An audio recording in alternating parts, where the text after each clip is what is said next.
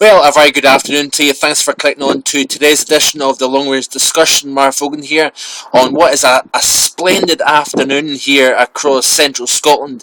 Mild temperatures, bright sunshine after a very damp, drizzly, misty sort of morning, but certainly very mild for this time of year for mid-February. Temperatures this afternoon jumped up around 13 degrees across at Lookers and Fife, so certainly well above normal conditions for this time of year. But look at the glorious sunshine that we're enjoying here in Lennoxtown this afternoon. But certainly I'm going to show you in the map the reason for all the glorious sunshine this afternoon. Not everywhere is seeing sunshine. There is plenty of cloud around, there's plenty of low mist and murk around. Certainly not an air mass that you would associate with mid-February. And the reason is, folks, we've got this high pressure here. Azores high pressure, may I add. I've been mentioning it over the past several days now. And basically that has been allowing and forcing all the cold air around and away from the UK. So the air is getting transported around this dome of high pressure, centred, like I say, just north of the Azores. That's why you call this an Azores high pressure system.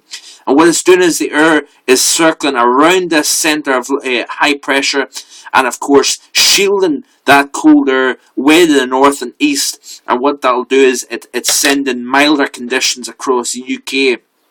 We are going to be seeing some changes taking place in probably quite a dramatic fashion when you include the temperatures that we're seeing today, widely around 10 or 11 Celsius across central parts of Scotland.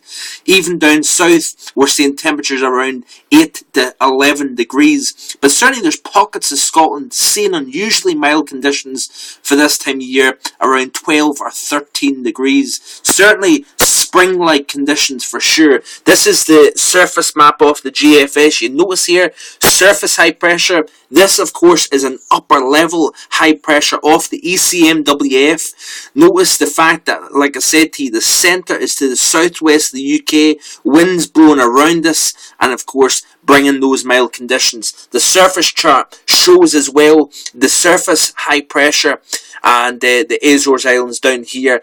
So you've got an upper level and the surface high pressure. That's allowing the more settled conditions across the UK.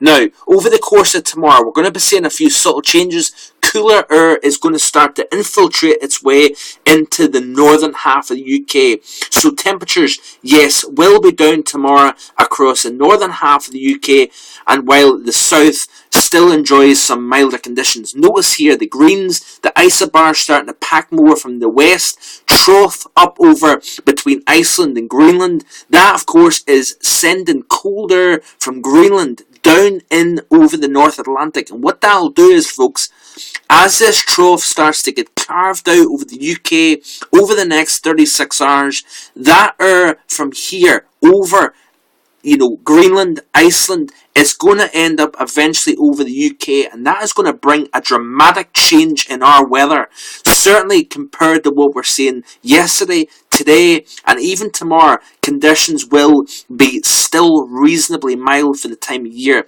I do think by Saturday, during the daytime, we're going to see a pretty sharp drop in temperature. From the morning time, the warmest temperatures will probably be during the morning hours, and by the afternoon and into the evening hours, as we see some rain push from basically northwest to southeast, and I'm going to show you that here in just a second here. That behind that front, we need to watch out for rain changing over the snow, and even at low levels, folks, I do expect to see snowfall down into through the central belt. So I wouldn't be surprised by Saturday night into Sunday morning, that we see snow covering the ground across parts of Scotland, even down to low levels. So let's skip through the next 36 to 48 hours here. This is the current map. Notice here a boundary sitting to the north of Scotland, and of course you've got, even though you've got northwesterly winds, you would associate that with colder wind. The fact that we've got this area of high pressure, there is no cold air here, folks. So even though the winds are blowing from the northwest, there is no cold air. Yes, it's feeling chilly, but it would naturally do so in a wind, and of course temperatures aren't warm enough to then counteract a wind chill effect, so to speak. So even though we're seeing the wind, yes, it feels slightly nippy in that wind, the air itself is still very mild given the fact it's northwesterly wind. But let's skip through, folks. There's a couple of interesting things to look at here. Notice how, as I skip through the hours here, the front starts to nudge southwards through Scotland. What that will do is going to bring rain probably initially into the milder air, but as the front sweeps south and of course the atmosphere cools from the top down, we will start to see heavy snow, potentially blizzard conditions, as the winds are pretty brisk as well over the mountainous region of Scotland into the north of England as well. Rain initially down at low levels first, but that will quickly change over to a snowfall. It wouldn't surprise me, folks, if we see a dramatic change in the weather during the day on Friday into Saturday. I'm very concerned here. Notice the isobars. Now, they're westerly at the moment over Scotland, north of England, Northern Ireland as well. But let's skip, as I skip through, you notice how the winds start to bend round from a more northwest to northerly direction. Now, that's going to be funneling air. We're from way up here. This is a very cool part of the world at the moment. What that's doing is, look at how the isobars are free flowing right down. Look at how they're tightly packed here to the west, southwest, this area of low pressure here.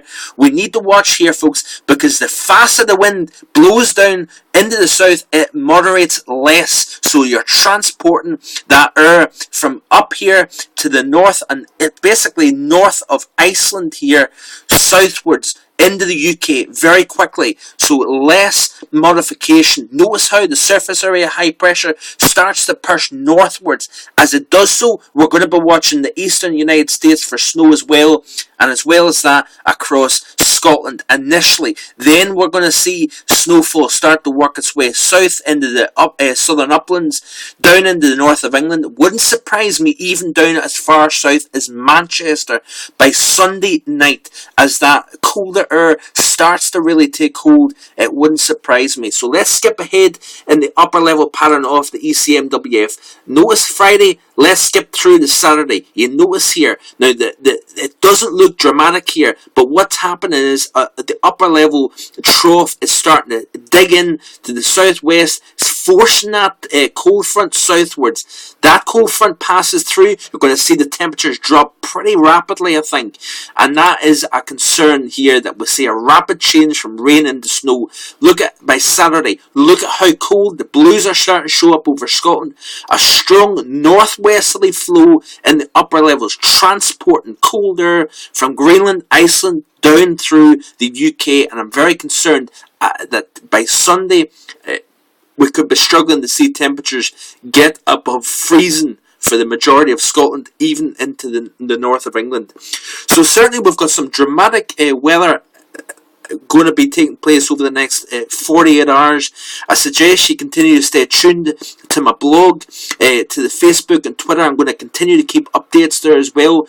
But yes, mild conditions are going to rapidly deteriorate and become very cold. Snow is going to fall down to low levels. I wouldn't be surprised if we see a decent covering of snow through the central belt from Glasgow to Edinburgh by Saturday night into Sunday. And Sunday could be a very cold day as compared to what we're seeing today. So continue to keep checking back. I'll keep you up to date. Bye for now.